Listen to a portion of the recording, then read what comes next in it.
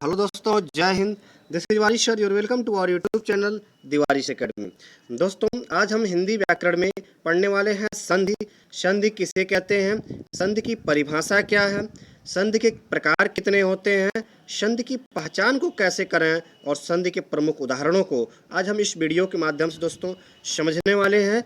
आप इसे अपने कॉपी में नोट करते चलिए और इसे आप जो है तैयार करते चलिए। दोस्तों, चलिए वीडियो को शुरू करते हैं। संधि की परिभाषा। तो देखेंगे संधि की परिभाषा क्या है। दो वर्णों के मेल से उत्पन्न होने वाले परिवर्तन या विकार को संधि कहा जाता है। दोस्तों, संधि में दो वर्णों का मेल होता है। इसमें दो वर्णों के मेल से जो परिवर्तन या जो नया शब्द बनता है उसे हम संधि कहते हैं। दोस्तों, ठीक है। संधि संस्कृत भाषा का शब्द है, ये आप याद रखेंगे। तथ्य है एक कि संधि संस्कृत भाषा का शब्द है जिसके शाब्दिक अर्थ से तात्पर्य है कि किसी प्रकार के समझौते या मेल से होता है। संधि का जो शाब्दिक अर्थ होता है दोस्तों, वो किसी प्रकार का समझौता या मेल से होता है। ठीक है। संधि में क्या होता है, तो दो वर्णों के मेल से जो परिवर्तन होता है या विकार उत्पन्न होता है उसी को संधि कहा जाता है। दोस्तों, ठीक है। संधि उद्देश्य रहित वर्णों को जोड़कर, अर्थात दो वर्ण, ऐसे वर्ण जो उनके कुछ उद्देश्य निकलते हों, तो ऐसे दो वर्णों को जोड़कर जो एक नया तार्किक एवं सार्थक शब्द बनता है उसी को संधि कहते हैं। दोस्तों, ठीक है। संधि दो उद्देश्य रहित वर्णों को जोड़कर एक नए तार्किक एवं सार्थक शब्द का निर्माण करती है। ठीक है। संधि की एक और परिभाषा देखते हैं कि जब कभी किन्हीं दो वर्णों की निकटता की वजह से किसी विशेष प्रकार का परिवर्तन उत्पन्न होता है तब उस परिवर्तन को संधि कहा जाता है। अर्थात जब दो वर्णों के मिलने से, उनके निकट आने से एक विशेष प्रकार का परिवर्तन या एक नया शब्द बनता है, सार्थक शब्द होता है, बनता है, तो उसी शब्द को हम जो है उसी परिवर्तन को संधि कहा जाता है। दोस्तों, ठीक है। संधि में दो या दो से अधिक शब्दों के मिलने के कारण नए उत्पन्न शब्द का रूप छोटा रहता है।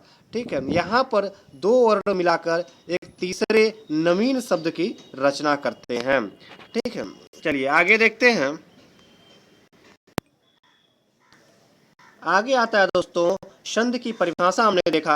अब देखेंगे संधि विच्छेद किसे कहते हैं। तो संधि विच्छेद भी समझना जरूरी है। तो संधि शब्दों के पृथक्करण को संधि विच्छेद कहा जाता है। पृथक्करण अर्थात कि जिन दो वर्णों को मिलाकर संधि बनाया जाता है, एक नया शब्द बनाया जाता है, तो जब उस नए शब्द को अलग अलग उन वर्णों को करते हैं तो अलग अलग करने की प्रक्रिया ही उन वर्णों को संधि विच्छेद कहा जाता है। ठीक है। संधि विच्छेद के द्वारा संधि शब्दों को उनके मूल रूप या वर्णों में पुनः लाया जा सकता है। अर्थात जिन दो वर्णों को, जैसे उदाहरण से हम समझेंगे भावार्थ। भावार्थ में भाव धन अर्थ, ये दो शब्द मिलकर के बनाते हैं भावार्थ। ठीक है। तो भावार्थ में आप देख रहे हैं, भाव में व में अ आ रहा है और अर्थ में पहला वर्ण अ है, तो इसका अंतिम अ और अर्थ का भी अ मिल करके ये दोनों वर्ण बन जाते हैं आ। ठीक है। तो ये जो आ बनता है ये हो जाता है भावार्थ। तो भावार्थ जो है संधि हो गया दोस्तों। और जब इसका संधि विच्छेद करते हैं तो भाव अलग और अर्थ अलग अलग कर देते हैं, तो इसी को कहते हैं संधि विच्छेद और इसको कहते हैं संधि कहते हैं। ठीक है। चलिए आगे देखते हैं। अगला है भारत धन इंदु। तो भारत धन इंद्र मिल करके एक नया शब्द बन गया, नवीन सार्थक शब्द बन जाता है भारतेंदु। तो भारतेंदु संधि हो गया और जब इसका संधि विच्छेद करेंगे तो भारत अलग होगा और इंदु अलग होगा। ठीक है। अगला है सदा धन एव, मिल करके बनता है सदैव। ठीक है।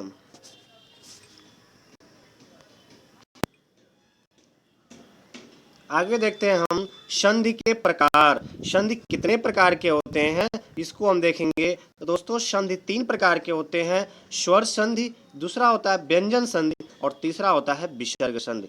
तो संधि के कुल तीन प्रकार होते हैं। तीन प्रकार कौन कौन होते हैं? स्वर संधि, व्यंजन संधि और विसर्ग संधि होता है। अब हम स्वर संधि का, व्यंजन संधि और विसर्ग संधि, इन तीनों का हम परिभाषा देखेंगे और इसके भी हम जो भेद होते हैं उसे हम क्रम बाई क्रम पढ़ते हुए आगे बढ़ेंगे दोस्तों। तो चलिए आगे देखते हैं स्वर संधि। पहला देखते हैं स्वर संधि। स्वर संधि जो पहला इसका प्रकार होता है संधि का, इसका अर्थ होता है स्वरों के आधार पर संधि। स्वर संधि का जो शाब्दिक अर्थ है वह स्वरों के आधार पर संधि। तो जब स्वरों के मिलने से जो संधि बनता है उसे हम स्वर संधि कहते हैं। जब किसी संधि शब्द का निर्माण दो स्वरों के मिल से उत्पन्न विकार के द्वारा होता है तब वहां पर स्वर संधि प्रयुक्त होता है। ठीक है, स्वर संधि क्या होता है, तो इसमें दो स्वरों के मेल से जो उत्पन्न विकार होता है वहां पर क्या होता है, स्वर संधि होता है। इसमें दो जो पहला शब्द होगा उसका अंतिम वर्ण भी स्वर होगा और जो दूसरे शब्द जो हम मिलाएंगे उसका पहला वर्ण भी स्वर होगा, और जब दो स्वरों का मेल होगा तो यहाँ पर स्वर संधि होता है दोस्तों। ठीक है, चलिए आगे देखते हैं। आगे देखते हैं स्वर संधि के उदाहरण। जैसे प्रमुख उदाहरण देखते हैं, जैसे सुरेश लिखा हुआ है तो सुरेश सुर धन ईश, ये मिल करके संधि बना हुआ है सुरेश। ठीक है, सुरेश का संधि विच्छेद है सुर धन ईश। दोस्तों सुर में यहाँ पर आता है अ और ये मिलता है अगला वर्ण इसका पहला वर्ण है ई, बड़ा ई। दोनों जब अ और ई दोनों दोस्तों जब मिलता है तो ये हो जाता है अय। तो आप देख रहे हैं अ भी स्वर है और ई भी स्वर है और दोनों के मिलने से बड़ा एक स्वर का निर्माण हो रहा है। तो इसी प्रकार से ये जब दोनों वर्ण स्वर का मेल होता है तो वहां पर स्वर संधि होता है। उसी प्रकार से राजर्षि में राज में अ और ऋषि का ऋ दोनों स्वर के मिलने से एक शब्द बन गया नया राजर्षि। ठीक है, वन औषधि मिलने से हो गया वनौषधि। वन में अ और अ मिलकर हो जाता है औ वनौषधि। ठीक है, शिवालय विद्यार्थी विद्या। दोस्तों विद्या का आ और अर्थी में पहला वर्ण है अ, तो आ और अ मिल हो जाता है आ, जिसका हो जाता है विद्या और अर्थी के मिलने से बन जाता है विद्यार्थी। तो इस प्रकार से जब दोनों वर्ण स्वर होते हैं और स्वर का मेल होता है तो वहां पर स्वर संधि होता है। ठीक है, हम इसके आगे जो है इसके भेद को और इसके सभी नियमों को देखेंगे। दोस्तों स्वर संधि के मुख्यतः 5 भेद होते हैं। पहला होता है दीर्घ संधि, दूसरा गुण संधि, तीसरा वृद्ध संधि, चौथा यण संधि और पांचवा होता है अयादि संधि। तो स्वर संधि के कुल 5 भेद होते हैं। स्वर संधि के दीर्घ संधि, गुण संधि, वृद्ध संधि, यण संधि और अयादि संधि होता है। ठीक है, आगे हम देखते हैं पहला जो भेद होता है दीर्घ संधि। तो स्वर संधि का पहला भेद होता है दीर्घ संधि। दीर्घ संधि की परिभाषा क्या होती है, जब भी दो स्वर्ण ह्रस्व या दीर्घ या स्वरों की संधि पर हमेशा दीर्घ स्वर प्राप्त होता है। दोस्तों जब भी दो स्वर मिलेंगे, दो स्वर जब भी मिलते हैं चाहे वो ह्रस्व का दीर्घ से हो या दीर्घ का दीर्घ से हो या ह्रस्व का ह्रस्व से हो तो हमेशा दीर्घ स्वर बनता है। ठीक है, तो वहां पर हमेशा क्या होता है, दीर्घ संधि होता है। जैसे कभी भी आप स्वर संधि में दोस्तों दीर्घ संधि में अ और आ का जब भी मेल होगा तो ये हमेशा आ बनेगा। ठीक है, ई और ई का जब मेल होगा तो बड़ी ई बनता है, छोटा ऊ और बड़ा ऊ का जब मेल होगा तो बड़ा ऊ और री का हमेशा बड़ी री बनता है। तो इस प्रकार से दोस्तों दीर्घ संधि में हमेशा और आ मिलकर के हमेशा आ बनाता है। ई और ई जब भी इसके दोनों स्वर मिलेंगे तो बड़ी ई बनाएंगे। ऊ और ऊ मिलकर के बड़ा ऊ बनाते हैं, री और री मिलकर बड़ी री बनाते हैं। तो वही लिखा हुआ है कि जब दो स्वर चाहे ह्रस्व और दीर्घ मिल जाए या दीर्घ में दीर्घ मिले या ह्रस्व में दीर्घ मिले तो हमेशा दोस्तों स्वर संधि में दीर्घ स्वर का ही प्राप्त होता है, इसलिए वहां पर दीर्घ स्वर संधि होता है। जैसे उदाहरण से हम इसको समझते हैं कि यहाँ से उदाहरण से देखेंगे हम दोस्तों, जैसे मातृधन ऋण है तो मातृ और ऋण का मिलने से क्या बन गया, मातृण बन गया है। तो इसके कैसे मिला हुआ, तो मातृ का जो त्र में जो है वो दोस्तों लगा हुआ है आपका री, और यहाँ पे जो ऋण है इसका भी वही है री, और इस प्रकार से री और री मिलकर जो है बड़ी री बन गया है। ठीक है, तो बड़ी री बन गया दोस्तों। तो ये हो गया है आपका दीर्घ संधि। तो जब भी री और री मिलेगा तो दोनों मिलकर के बड़ी री बन जाएगा, अर्थात दीर्घ हो जाता है ये। ठीक है। भाव धन अर्थ, भाव में हमने बताया था आपको यहाँ अ है और अर्थ का और अ मिलने से आ हो गया है, जिसे हो गया है भावार्थ। ठीक है। त्रिपुर त्रिपुर त्रिपुर धन आर्य, दोनों के मिलने से बन गया है त्रिपुरारी। क्या मिल गया है? त्रिपुरारी हो गया है। मुनि धन इंद्र, दोस्तों मुनि में पहले छोटी ई है, नौ में छोटी की मात्रा लगा हुआ है और इंद्र में छोटी ई, दोनों मिल करके ये बड़ी ई बना लेते हैं, जिससे हो जाता है मुनिंद्र। ठीक है। तो इस प्रकार से जब दो स्वर मिलते हैं तो दोनों स्वर मिलके दीर्घ स्वर हो जाता है। जो दो समान स्वर मिलते हैं, दोस्तों लिखा है दो स्वर्ण, स्वर्ण स्वर्ण का अर्थ होता है समान। तो जब दो समान स्वर मिलेंगे तो वो हमेशा दीर्घ हो जाता है उस स्वर का। ठीक है। और इसी को कहते हैं दीर्घ स्वर संधि। ओके। जैसे सुधन उक्ति है, तो सुधन उक्ति में सु है और उ है, तो दो समान स्वर मिल रहे हैं तो दोनों को मिलने से बन जाता है सुक्ति। ठीक है। चलिए आगे देखते हैं अगला भेद। अगला भेद होता है दोस्तों गुण संधि। गुण संधि क्या होता है? तो जब किसी संधि शब्द का निर्माण अ और आ में ई और ई मिलता है, अर्थात पहला जो वर्ण होता है अ या आ हो और दूसरा वर्ण ई या ई हो, तो इसके मिलने से ए हो जाता है। ठीक है। इसके मिलने से क्या हो जाता है? ए हो जाता है। उ और उ अगर मिलता है तो अ और आ में तो ये ओ हो जाता है। अगर अ और आ में उ और उ मिल गया तो ये ओ हो जाएगा। फिर इसी प्रकार से अगर अ और आ में री मिल जाता है तो ये अर हो जाता है। ये विकार हो जाता है तो वहां पे गुण संधि होता है। दोस्तों क्या जाने आप कि जब अ और आ में ई और ई मिलेगा तो ए हो जाएगा, उ और उ मिलेगा और आ में तो ओ हो जाएगा, और री मिलेगा और आ में तो अर हो जाएगा। तो यहाँ पर गुण संधि होता है दोस्तों। ठीक। जैसे उदाहरण से देखेंगे महोदय, तो महोदय जो शब्द है इसका संधि विच्छेद जब आप करते हैं तो बनता है महाधन उदय। अब महाधन उदय में दोस्तों महा का आ गया, महा का आ और उदय का उ, और हमने बताया जब आ में उ मिलेगा तो बन जाता है ओ। क्या बन जाता है? गुण संधि में ओ बन जाता है। तो इस प्रकार से हो जाता है महोदय। अब इसका आ हट करके ओ हो जाएगा और इसका ऊ हट जाएगा तो हो जाएगा महोदय। क्या हो जाएगा? इसी पर समुद्र, समुद्र धन उर्मी है, तो समुद्र में दोस्तों आप देख रहे हैं समुद्र में अ आ रहा है अंतिम वर्ण, और उर्मी का जो पहला वर्ण है स्वर ऊ है, तो अ और ऊ मिल करके ओ हो जाता है। ठीक है। तो इस प्रकार से यह हो गया है समुद्र में।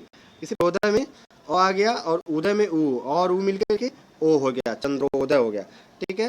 प्रधन इच्छिक, प्र में दोस्तों आता है, आप यहाँ देखिए प्र में अ है और इच्छिक, इच्छक में अ ई है, तो अ और ई जब दोनों मिलता है तो ये बन जाता है अय। क्या बन जाता है?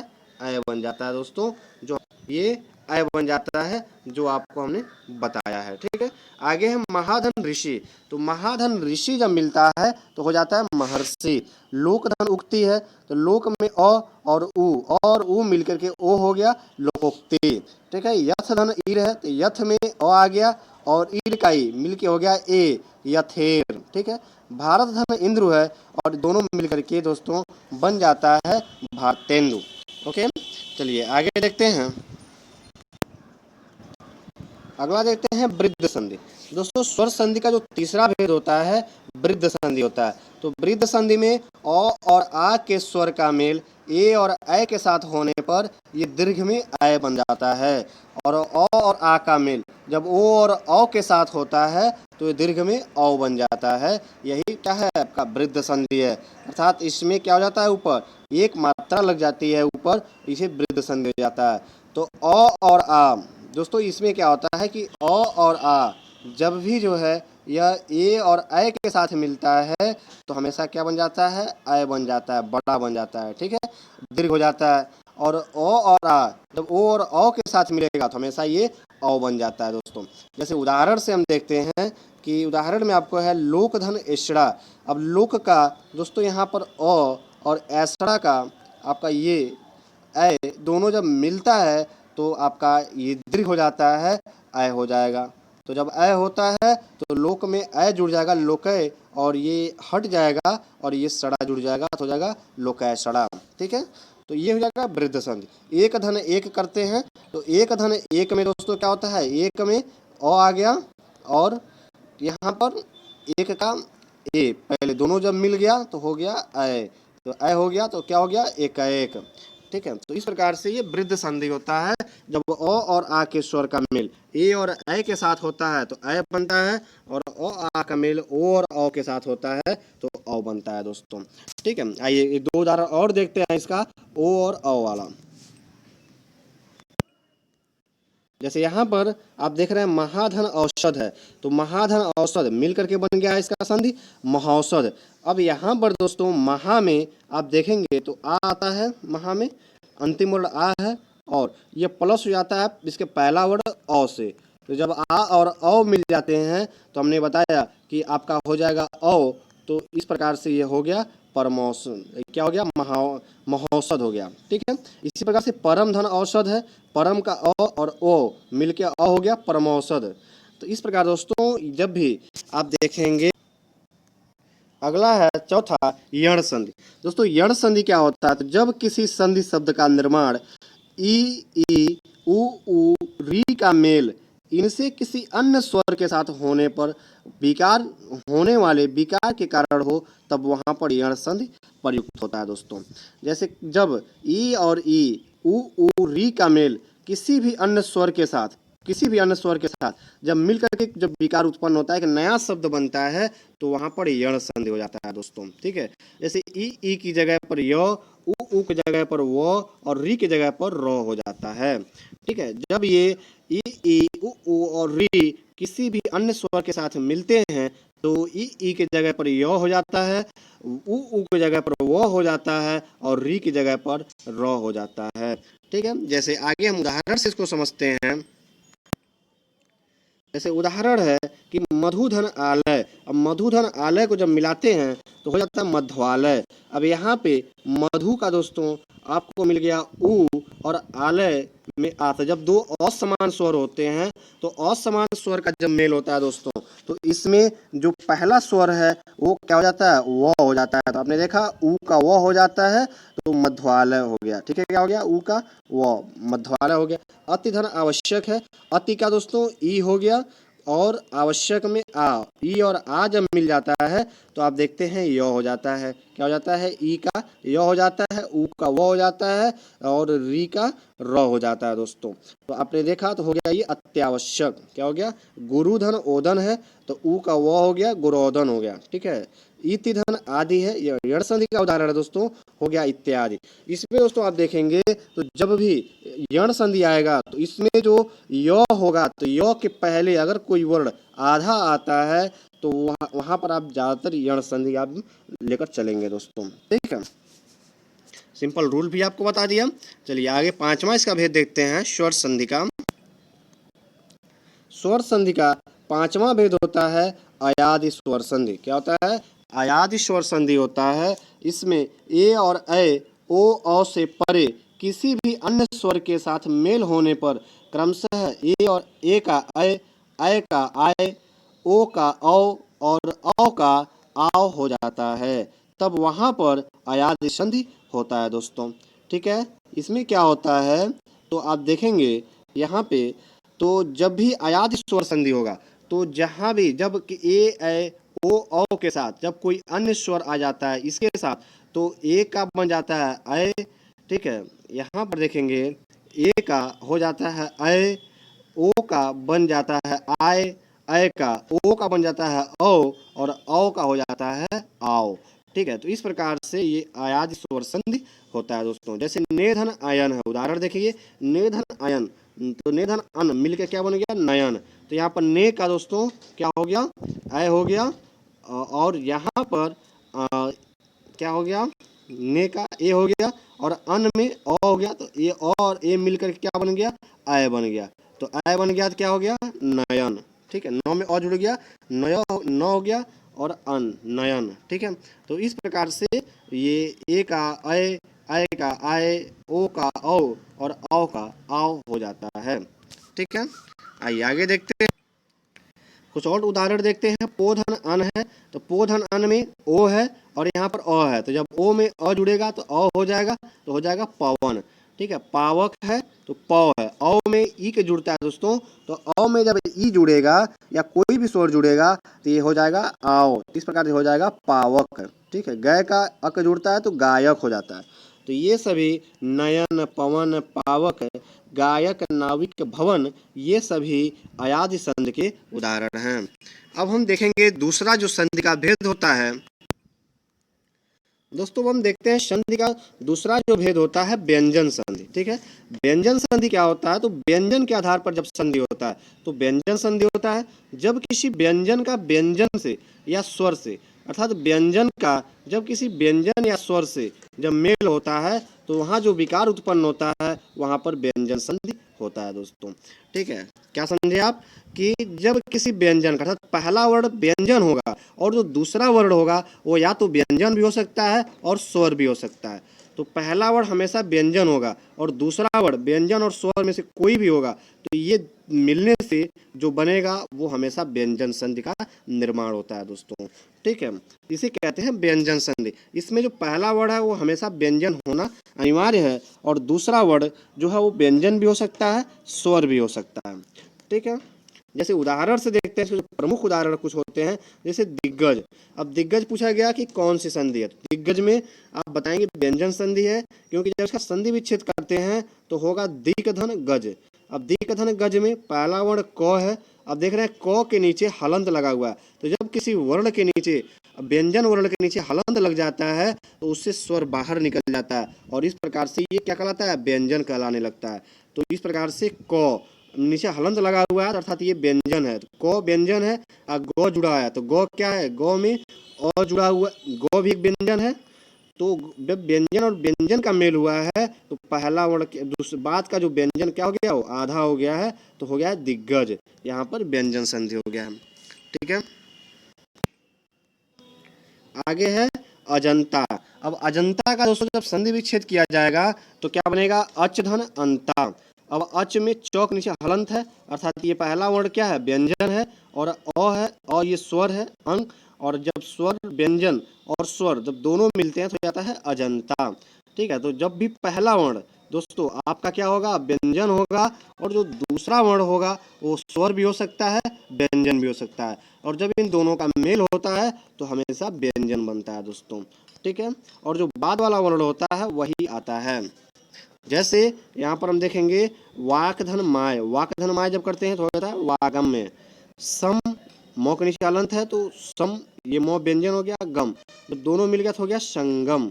ये संगम क्या है, ये व्यंजन संधि का उदाहरण है। जगन्नाथ, वागम में अनन्नास, खड़नमास, अजंता, दिग्गज, ये सभी व्यंजन संधि के उदाहरण हैं दोस्तों।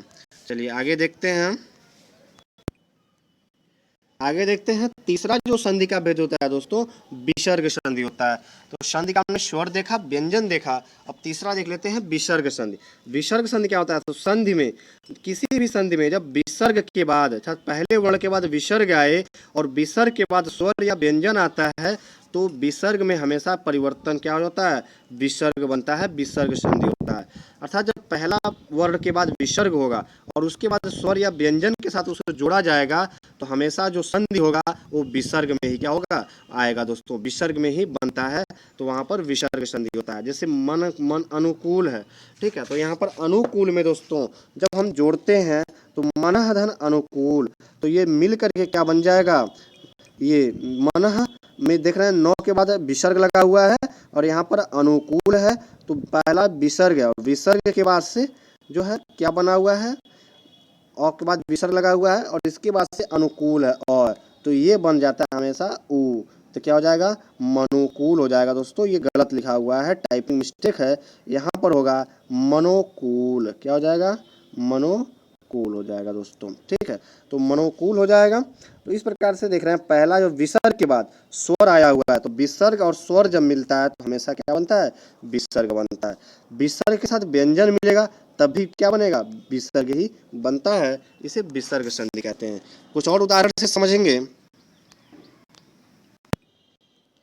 जैसे देखते हैं यहाँ पे मनः धन बल है, तो मनः धन बल में ब व्यंजन संधि है, व्यंजन है, और यहाँ पे नौ क्या है, नौ के बाद विसर्ग लगा हुआ है। तो जब दोनों मिल जाता है विसर्ग और व्यंजन तो क्या बनता है, हमेशा विसर्ग बनता है।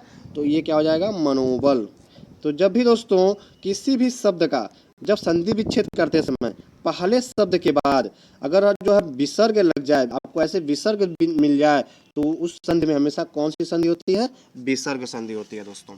ठीक है, जैसे निधन है तो निर्धन का निधन धन करेंगे तो निर्धन बनेगा। निश्चल में निधन चल बनाएंगे तो हो जाएगा निश्चल।